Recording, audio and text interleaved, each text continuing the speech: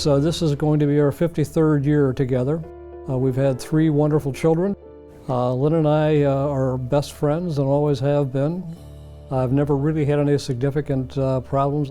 The liver crept up on us, and unfortunately, livers don't go bad overnight. They go bad over many, many years. And as I went downhill, I was going pretty fast, getting worse by the week and by the month. He couldn't get up by himself. He was to the point where he needed a walker. It was just getting really scary. I first met him in the ICU. He was really sick and he was comatose. He was completely comatose. We gave him all medical treatment we could, but nothing worked. So it just became a nightmare at that point. We put him through a process of liver transplant listing, and he got listed for transplant, but we have more individuals in need for liver transplant than we have organs available. It became pretty clear through Dr. Zane that I was not going to get a transplant from a cadaver. I was never going to get to the top of the list, and as he said, by the time you get to the top of the list, you're going to be nearly dead.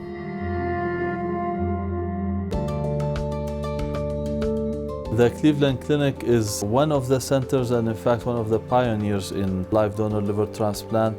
The hepatologists, the surgeons, the nurses, a great team of interactive parts, of people that really work together well to make each other better.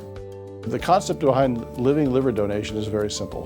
We take the small portion of the liver from the donor and we remove the recipient diseased liver completely out of the body and transplant small donor liver to the recipient. That liver will regenerate. You've taken one liver and used it for 2 people.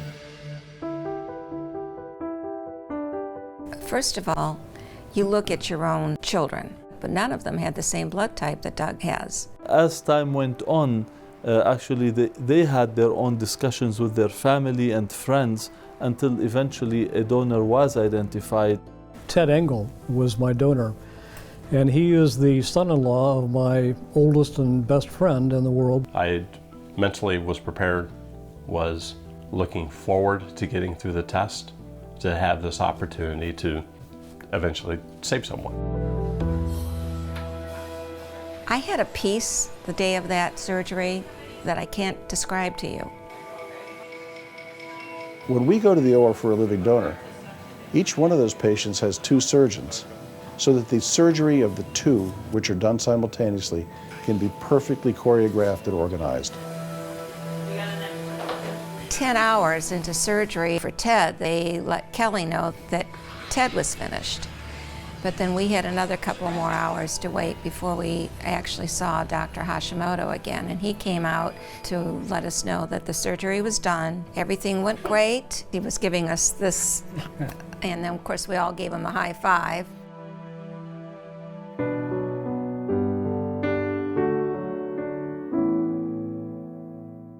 One day he came back to the clinic to see me, and he said, "How many living donor transplants do we do here?" So I said, maybe 10 to 20 a year. But he said, "Why don't you do more?"